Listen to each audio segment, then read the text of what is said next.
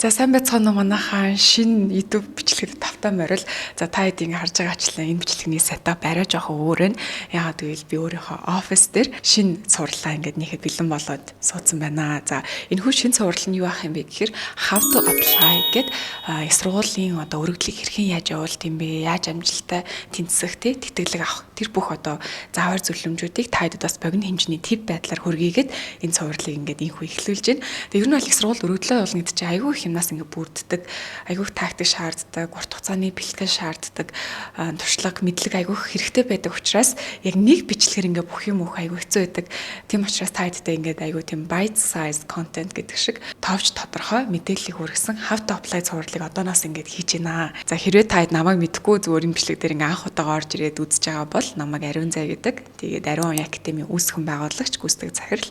Тэгээд Ариун Оюун Академи маань болохоор college prep, career prep, life prep гэд насан туршийн одоо хөтөлбөртэй олон төрлийн гой цогц хөтөлбөрүүдийг хэрэгжүүлдэг байгууллага. Тэгээ яг college prep-ийн хөтөлбөрийн хүрээнд бол бид нар одоо үүсгэн байгуулалтаа 4 дахь жилдээ бид нар нийт $30 сая буюу 100 тэрбум гаруй төгрөгийн тэтгэлгийг манай сурагчид маань амжилтаа олж авсан байгаа. Одоо энэ гоё амжилтынхаа ноу хавыг бас та бүхэндээ ингээд энэ хүү цуврал контентээр хүргэх гэж байгаадаа маш их баяртай байна. За ингээд эхэлцгээ хийдүүлээ.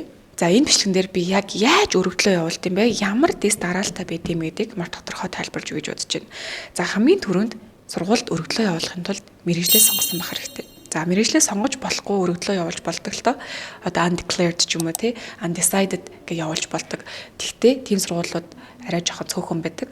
Тэгээ мэргэжлээ сонгочих юм бол өргөдлийнхөө одоо бусад хэсгүүдийг ингээд тэрэн дээрээ уяад ч юм уу те тэрэн дээрээ ингээд улам илүү холбоод явахад амар болдог. Хоёрдугаар яадаг гэхээр мэргэжлээ сонгосны дараа сургуулаа сонгоно. Ихэнх хүүхдүүдийн гаргадаг алдаа нь нэг том сургууль бодчихдаг. Нэг киноноос харсан их сургуулийнхаа мөрөөдлийн сургууль гээд ингээ өргөдлөө яваад байдаг. Гэхдээ мэргэжлээ сонгоогүй яг цагаа талаад нөгөө сургууль руу өргөдлөө явуулах гэсэн чинь өөрийнх нь мэргэжлэн байдгүй. Жишээ нь одоо Харвардд бакалаврын төвшөнд бизнесээр сурч болдог байхгүй. Бизнесийн зөвхөн магистрийн төвшөнд байдаг хөтөлбөр. Тэгээ энийг одоо хүүхдүүд мэдэхгүй байжгаад яг өргөдлөө явуулаад багшаа би бизнесээр Харвард руу штеп гэдэг юм гот 10 жилийн хүүхдүүд сурах боломжгүй зөвхөн магистрийн оюутнуудад байдаг гэдэг ч юм уу тий. За тэгэхээр хэдүүлээ эхлээд мэргэжлээ сонгочоод тэрнийхэн дагуу яг тэр мэргэжил чинь байгаа сургуулийн судалгааг хийх ёстой. За тэгэхээр ингээд нэг сонгосон сургуулиудаа ингээд гой жагсаагаад сургуулийн судалгаа гэдэг юмыг өөрөө ингээд гаргаж ирнэ. Тухайн мэргэжлэрээ явмаар байгаа сургуулийнхаа жагсаалтыг гаргана. За энэ жагсаалтыг гаргахдаа юун дээр анхаарах вэ гэхээр ихэнх хүүхдүүд нөгөө том сургуулиуд бодоод идэгтэй Harvard, Yale, Stanford, MIT гэх тийшэл явчих юм бол гоё гэд. Гэхдээ яг үүндээ чиний хүсэл зорилго, чиний тэр сурмаар байгаа мэргэжил, ирээдүйд хиймээр байгаа хүсэл зорилготой чинь тухайн сургууль нийцэх нь хамгийн чухал. А түүнээс биш тэр сургууль өндөр рангтай байна уу, маш алдартай байна уу? Тэрнээс илүү тэр сургуульд чиний хүсэл зорилгот нийцсэн тэр мэрэгчлэн байна уу? Чамайг хамгийн санаар өсөж хөгжөхөд туслах тэр хүрээлэл тэр орчин нөхцөл нь бүрдсэн байна уу гэдэг айгүй чухал шүү. За тэгэхээр сургуулийн жагсаалтаа хоёрт гаргачлаа. Гуравт яах вэ гэхээр тухайн сургуулийнхаа судалгааг маш сайн хийх ёстой. 10 сургууль гарлаа гэж бодоход тэр 10 сургууль нь тухайн сургууль нь юугаараа онцлогтой юм бэ те? Ямар шалгуур асуудыг? Юугаараа онцлогтой юм бэ те? За нэг хүүхд чинь бизнесээр сурлаа гэж бодъё те. Мэргэжлээ бизнес гэж сонгоцсон. 10 сургууль ингээ олчлоо бизнесээр. Тэгээ тэр 10 сургууль болгоно тусдаа өөр нэг онцлогтой байдаг гэсэн үг. Одоо сургуулийн хувьд тухайн сургуулийн бүтээгдэхүүн нь тэр хөтөлбөрүүд нөхгүй. Тэр хөтөлбөр нь хэрвээ бизнесийн хөтөлбөр гэж байгаа бол тухайн сургуулийн тэр өгж байгаа бүтээгдэхүүн нь бусад сургуулийн бүтээгдэхүүнүүдээс юугаараа ялгаатай байна гэдэг тэр онцлогийг тодорхойлох хэрэгтэй. Тэхийн тулд арай илүү нарийн судалгаа хийх хэрэгтэй байдаг. За дөрөвт нь болохоор та яг дедлайн буюу эцсийн цаг хугацаанууд аягүй сайн гаргаж өгөх хэрэгтэй. Тэгээ за энэ сургуулийн өргөдөл энчээ дуусгах юм байна. Энэ сургуулийн өргөдөл энчээ дуусгах юм байна. А энэ сургуулийн тэтгэлгийн өргөдөл нь энчээ дуусгах юм байна гэх юм уу. Ингээд тус тусдаа сургуулиуд дээр дедлайнуудаа маш сайн нарийн зоож өгөх хэрэгтэй. За одоо яг энэ төвшин чи ямар байгаа вэ гэхээр ер нь нэг мэргэжлээ тодорхойлчихсан. За ингээд сургуулийн жагсаалт гаргачихсан. Тэр сургуулиудаа ингээд жоохон нарийн судалчихсан. Цаг хугацааны нэг юм ойлгомж баримжаатай болцсон байгаа бол яг нарийн бэлтгэлүүдээ хийж эхлэх хэрэгтэй. Ихэнх сургуулиуд шалгалтын оноо шаардна. Одоо англи хэлний шалгалтын оноо гэсэн үг. Тэр нь SAT, IELTS, TOEFL ч юм уу. За хэрвээ чи одоо Азийн орнууд руу явж байгаа бол тухайн Азийн орнууд нь бас яг өөрсдийнхөө хэлийг шаардсан шалгалтын оноонууд өсч магадгүй. За тэгэхээр яг тухайн сургууль чинь аль оронд байна те. За тэгээд тэр сургууль чинь чамаас ямар шалгуур тавьж гин тэр шалгуур дотор дотор нь юу байна? SAT шалгалт хүсэж гинүү те IELTS-ийн шалгалт хүсэж гинүү, TOEFL-ийн шалгалт хүсэж гинүү, Duolingo авч гинүү. За эсвэл Солонгос хэлний шалгалт авч гинүү, HSK шаардж гинүү те Италийн шалгалт шаардж гинүү гэд тухайн одоо сургуулийнхаа яг хүсэж байгаа шаардлагын дагуу чи бэлдэж эхэлнэ гэсэн үг. За ингээд шалгалтын дараа яадаг вэ гэхээр чамд дүнгийн хуулах хэрэгтэй. Одоо аттестат чи хэрэгтэй гэсэн үг. Тэгэхээр 12 дугаар ангид л өргөдлөө явуулж болдог.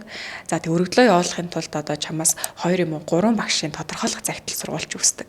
Тэгэхээр чи аль хэдийнэ бас ахлах сургуулийнхаа чамд хичээл орж байсан ч юм уу тий багш нартайгаа холбогдоод тэр багш нараасаа тодорхойлох загтлыг нь ахуулах үйл ажиллагааг бас эхлүүлэх хэрэгтэй. Тодорхойлох загтал яагаад чухал гэдэг вэ гэхээр тухайн сургууль чамайг ингээд одоо чиний өргөдөлтөй ингээд танилцаж үзчихэд за энэ хүүхдийг бусад хүмүүс юу гэж тий сургуультай хэр оролцоотой юм бэ? Бусад багш нар нь юу гэж бодож байгаа юм бэ тий?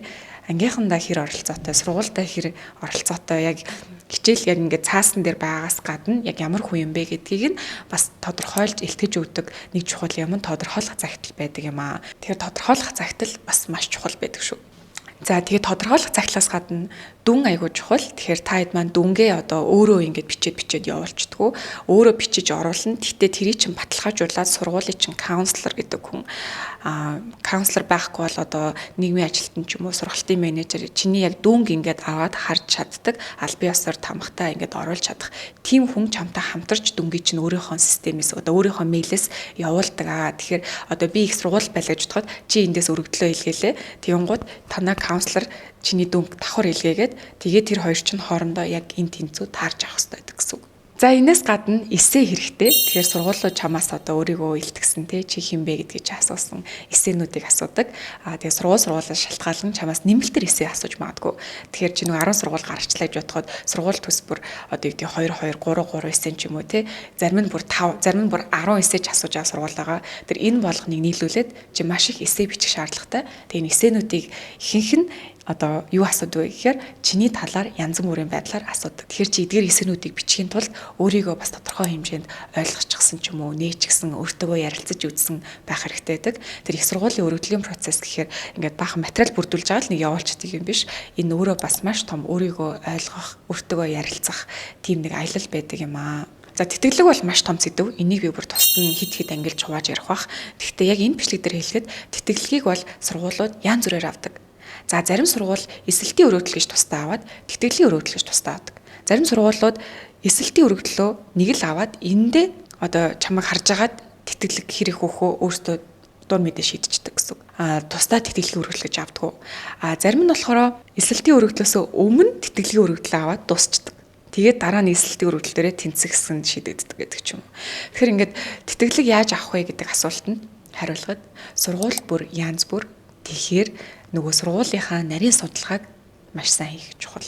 За одоо ингээ бүх юм чинь бүрдчихлээ. Одоо их сургууль яг яаж өргөдлөө явуулдаг юм бэ гэхээр вебсайтаар явуулдаг байгаа. Тэгэхээр бүгдээрээ онлайнаар хийчих болдог.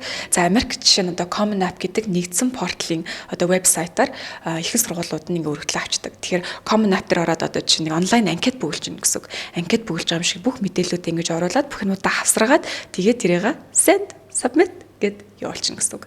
За Азийн сургуулиуд бол ихэнхдээ яг тусдаа өөрсдийнхөө сургуулийн вебсайт нэр авдаг гэсэн үг.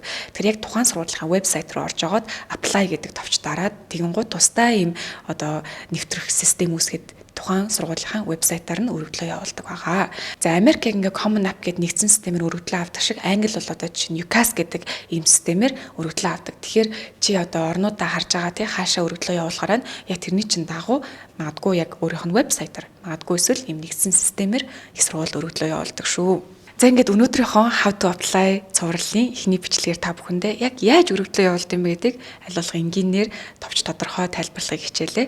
За тэгээд дараагийн сэдвүүдийг та доороос комент хэсэгт үлдээгээрэй. Би ингээд нэг нэгээр нь ер нь аягүй сайн дэлгэрэнгүй тайлбарлаад явъя гэж бодож байгаа. За тэгээ хэрвээ та бүхэнд маань их сургуульд өргөдлөө явуулахад илүү нарийн тусалцаа дэмжлэг хэрэгтэй байгаа бол манай Ариун Академид хандаарай. Мөн манай Ариун Академи бас сар болгон гадаад суралцах гарын авлага гэд за мэргэжил сонгох өдөрлөг гэд эцэг эхчүүдэд зориулсан мэдээлэх өдөрлөг гэд сар болгон ийм 3 ивент болдог байгаа. Тэгээ энэ 2 цагийн workshop сургалт гэдэг дуусаад бас хувьчилсан зөвлөгөө авч болдог.